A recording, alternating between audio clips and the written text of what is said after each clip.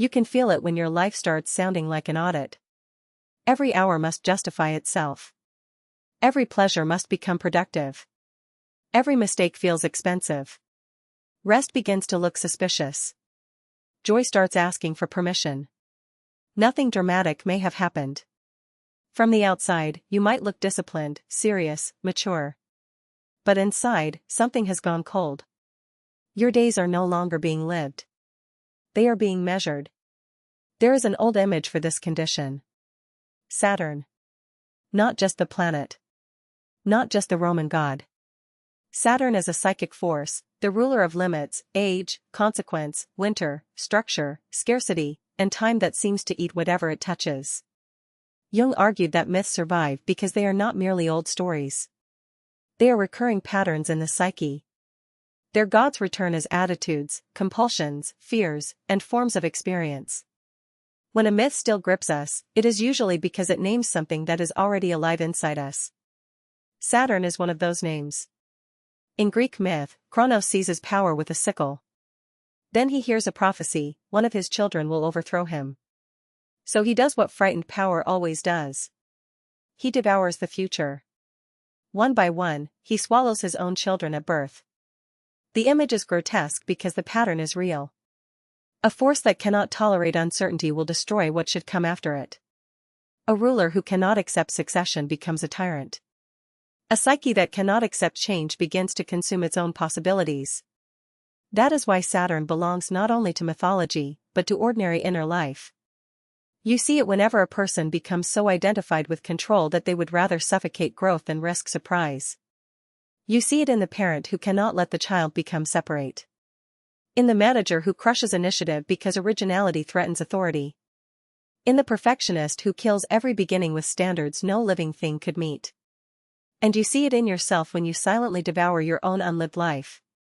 The book you never start because it might be imperfect. The conversation you never have because it might change the arrangement. The grief you postpone because you have deadlines. The playfulness you starve because seriousness has become your identity. This is how inner Saturn feeds itself. Not through dramatic evil, but through sterile postponement. Through compression.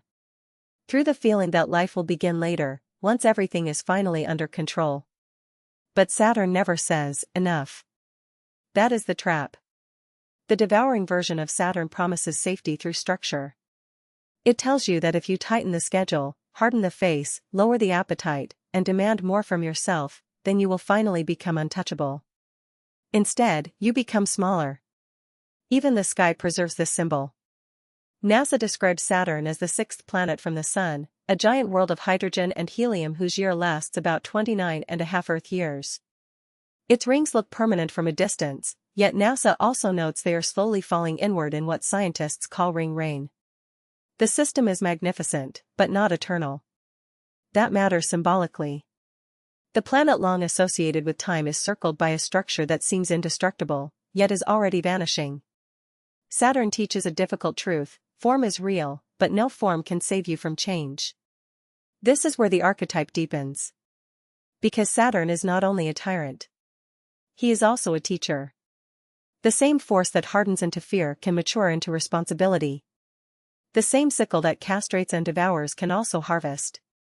The same winter that looks like death can be the season in which excess is stripped away and only what is essential remains. Psychologically, this is the difference between dead control and conscious limitation.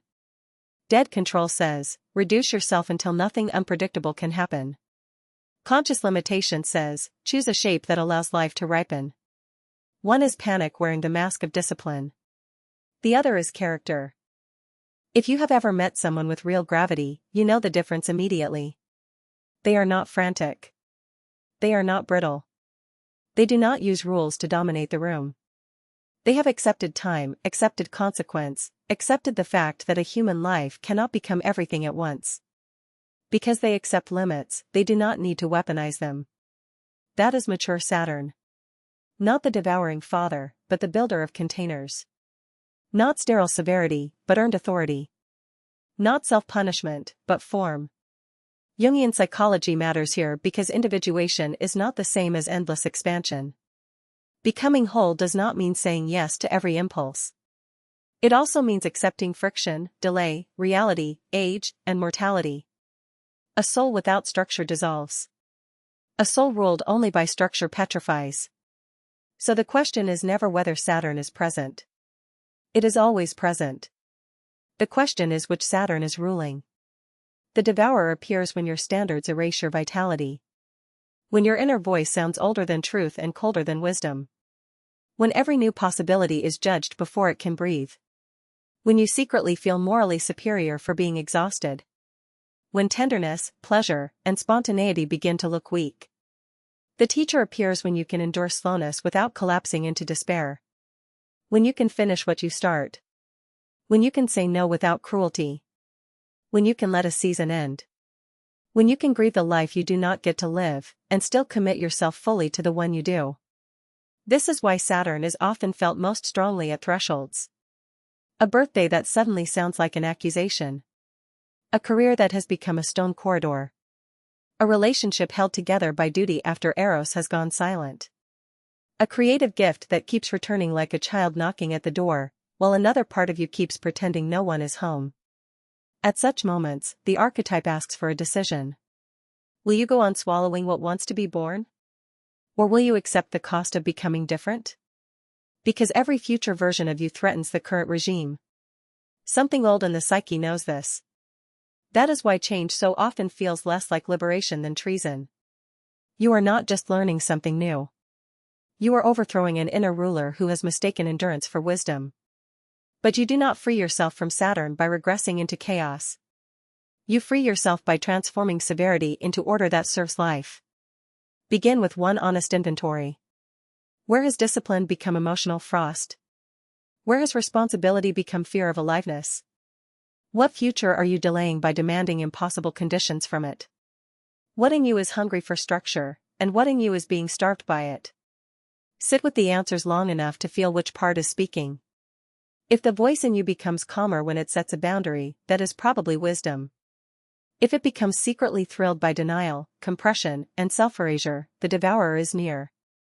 The cure is not indulgence. It is rightful proportion. Work that leaves room for breath. Standards that sharpen craft without strangling beginnings. Solitude that clarifies rather than freezes. A schedule that can hold both labor and wonder.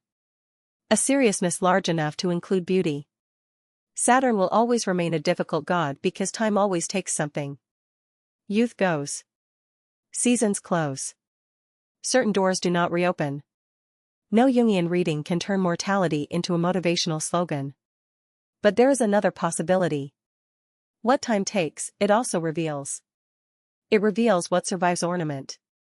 What remains after fantasy. What still matters when pretense collapses. What your life is actually shaped around. In that sense, Saturn is terrifying because Saturn is honest. He removes the luxury of postponing yourself forever. So when you feel that old heaviness gathering, do not ask only how to escape it. Ask what form your life now requires, and what unborn future you have been swallowing to avoid being changed. Know the pattern. Enter the depths.